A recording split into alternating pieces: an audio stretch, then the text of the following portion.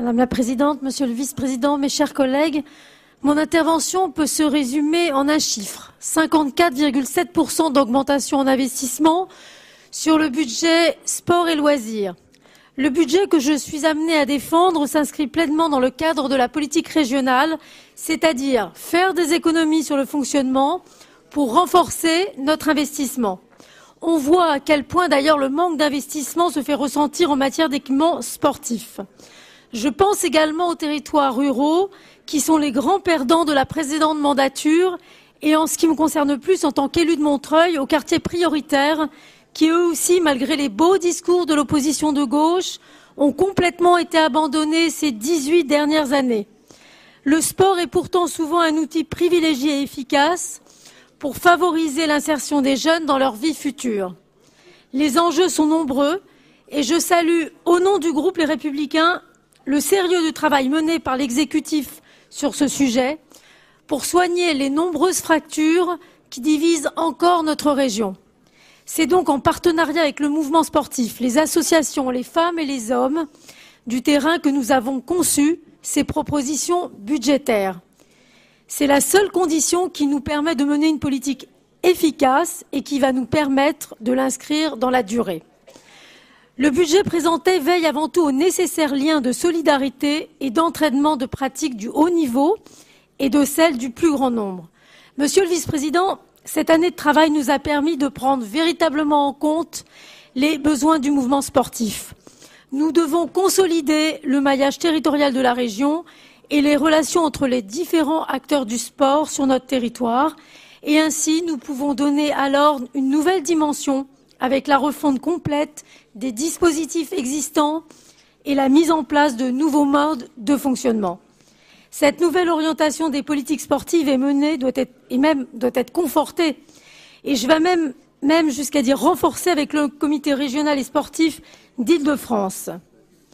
Notre première priorité, vous l'avez compris, c'est de favoriser la pratique sportive du plus grand nombre, en portant une attention particulière aux publics les plus éloignés de la pratique sportive, tant pour des raisons culturelles, sociales ou encore liées au handicap.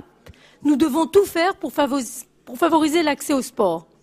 Tout d'abord, en participant à la promotion de l'égalité femmes-hommes à travers le sport, notamment en encourageant la pratique féminine. Je pense aux jeunes filles des quartiers dits zones urbaines sensibles, qui ne sont que 30% à avoir une pratique sportive régulière. Je pense aux sportifs de haut niveau qui souffrent de nombreuses inégalités au regard de leur situation, de leurs semblables masculins. Et je pense enfin à la place que le mouvement sportif offre aux femmes dans les instances dirigeantes. Madame la Présidente, vous m'avez confié une mission sur le sujet et c'est un combat qui me tient à cœur et je vous ferai dans le courant de l'année un certain nombre de recommandations pour redorer la place des femmes et des jeunes filles dans le sport francilien. Je pense également aux personnes en situation de handicap pour qui notre considération est grande et sous le regard bienveillant de Pierre Denisio, notre délégué spécial, nous maintenons l'achat d'équipements en faveur du handisport.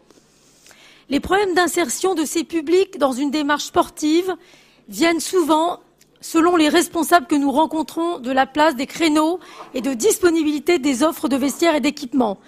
C'est donc notre devoir de développer et de renforcer l'offre d'équipements en veillant au développement et à l'équilibre de notre territoire, en favorisant ainsi son attractivité. C'est donc une nouvelle priorité régionale d'accompagner et d'optimiser les nouvelles pratiques sportives en lien avec les collectivités, notamment en dehors des stades, à travers le plan Sport Oxygène par exemple. Et si la région va poursuivre son effort pour la construction et la rénovation d'équipements sportifs, il nous appartient de mener une politique volontariste pour que le lycéen bénéficie de structures de qualité. Être une région au cœur de la vie sportive nationale, c'est contribuer à l'accueil des événements sportifs internationaux dont les effets sont au bénéfice de l'emploi et au rayonnement international de Paris et sa région. Et je sais, Madame la Présidente, que ce sera une priorité pour vous. C'est aussi une manière pour promouvoir au mieux le savoir-faire français en matière d'accueil et d'organisation afin de porter au mieux la candidature de Paris aux Jeux olympiques et paralympiques de 2024. Enfin, dans ce budget, l'accès aux loisirs n'est pas en reste, notamment le soutien à nos propriétés régionales que sont les îles de loisirs. C'est 4 millions de visiteurs chaque année, on l'a déjà dit, qui sont généralement le jardin de ceux qui n'en ont pas. Il est donc primordial de sanctuariser ces espaces verts dans une région où le béton prend toujours plus de place. Les préserver, c'est aussi les rendre plus attractives, car beaucoup d'équipements ont été construits au carrefour des années 70 et 80.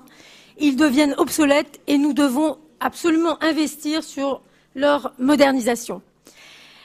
Bref, la région, à travers le regard attentif de notre vice-président Patrick Karam, doit continuer sa réflexion sur leur mode de gouvernance et le modèle économique.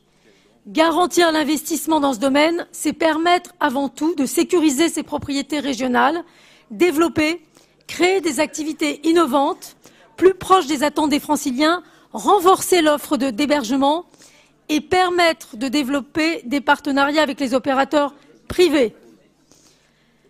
Nous préserverons les tickets loisirs.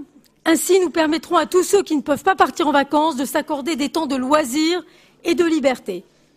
En définitive, ce budget est finalement placé sous le signe du sérieux, de la responsabilité et de l'innovation. Alors, j'ai entendu des opposants qui disaient « Ah, on doute du sérieux », mais ne doutez pas. Au contraire, il est donc pleinement intégré, ce budget, dans le cadre fixé par notre présidente, Valérie Pécresse, et c'est pourquoi nous voterons évidemment en sa faveur. Je vous remercie. Excellent.